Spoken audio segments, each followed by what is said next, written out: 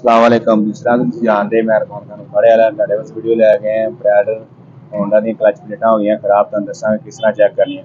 ਗੱਡੀ ਕਰਾਂਗੇ ਸਟਾਰਟ ਕਰਕੇ ਤੁਹਾਨੂੰ ਦੱਸਾਂਗੇ। तो जनाब गड्डी होगी स्टार्ट। ਤੁਹਾਨੂੰ ਦੱਸਣ ਲੱਗੇ ਹੁਣ ਕਿਸ ਤਰ੍ਹਾਂ ਕਲਚ ਪਲੇਟਾਂ ਦਾ ਮਸਲਾ ਹੈ। ਦੇਖੋ ਗੇਅਰ ਨਿਕਾਲਾ ਤੁਰ नहीं गई। इधर चेक करो ਇੱਥੇ ਰੌਲਾ ਪਾਈ ਹੈ ना ਤੁਰਨਾ नहीं गया लो ना ਕੰਮ ਬੰਦ ਜਿੰਨੀ ਵੇਚ ਕੇ ਇਹਨੇ ਛਾਲ ਮਾਰ ਕੇ ਅੱਗੇ ਪਹੁੰਚ ਜਾਣਾ। ਚੈੱਕ ਕਰੋ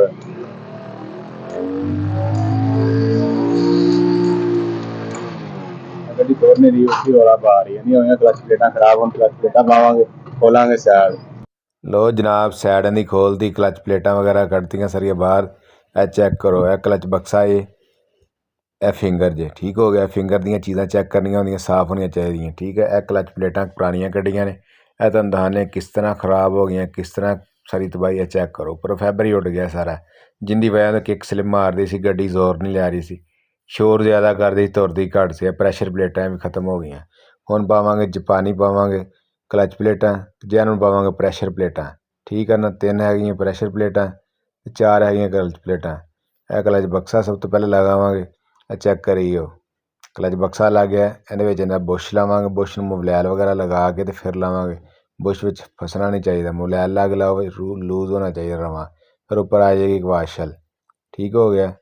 टक वाली वाशल थल्ले प्लेन वाशल ऊपर आ गई ठीक हो गया। यह आ गई टक वाली 2 वाशल टक वाली वाशल साइड से लगा के फिर ऊपर इन्होंने आएगी कड़ा वाशल आ जाएगी जी ऊपर लगेगी इन्होंने कवर करेगी। वाश इस तरह होंगे कट वाली जिस तरह टुटियां हुई ने यह कट वाशल होंगे ने ठीक लग के ऊपर प्लेन वाशल लग गई है। यह हो गया कंप्लीट। हुण क्लच प्लेटां अच्छी तरह साफ मोबलैल लाना दोनों साइडों तो 4 प्लेटां मोबलैल लाना। प्रैशर प्लेट लोहे की होंदी मोबलैल लाने की कोई लोड़ नहीं। एक प्लेट तुहाडे सामने वो आएगी एक लोहे की आएगी एक क्लच प्लेट आएगी एक लोहे की आएगी प्लेट। इस तरह तरतीब नाल सारियां रख लैनियां ने। रखने तो बाद होजिंग कर देंगे बंद होजिंग मुकम्मल करांगे। चेक करो होजिंग तुहाडे सामने मुकम्मल बहना चाहिए टक दे विच जिस तरह बैठ गया ठीक हो गया।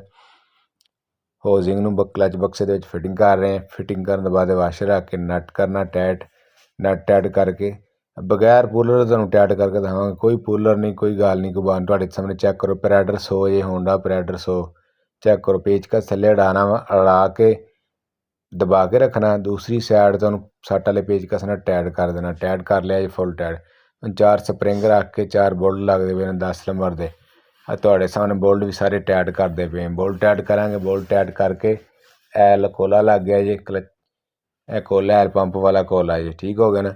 यह वाशर रख के उपर नट टक वाला नट होंदा है यह तुहाडे सामने पेचकस ने टाइट करते पे। ज़ारां दा हर बंदा काम कर लेना मज़ेदारी तहत बगैर पूलर तो बगैर ज़ारां तो काम हो जाए ठीक है ना। फुल टाइट करांगे सट वाले पेचकस ने इहदी गोटी भी होंदी है सट वाले पेचकस ने टाइट करने अक्सर मकैनिकों को ज़ार नहीं होंगे वो काम करो जो बगैर ज़ारां तो भी कर सको तुसीं ठीक हो गया। एंड टिक्की लग गई है इहदे लगने 4 पेच 4 मूँह वाला पेचकस ने फुल टाइट करने ने।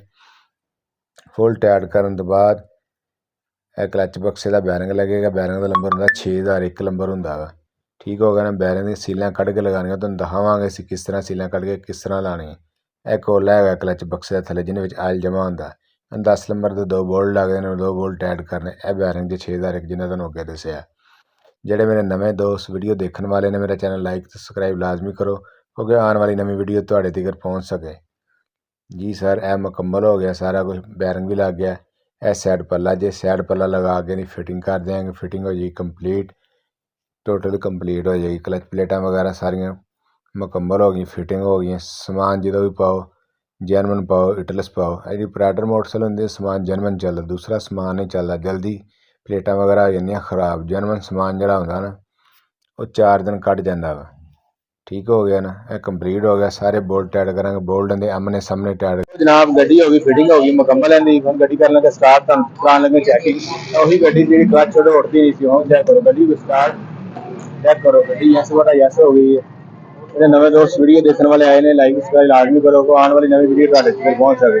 सब दोस्तों का बहुत शुक्रिया ओके।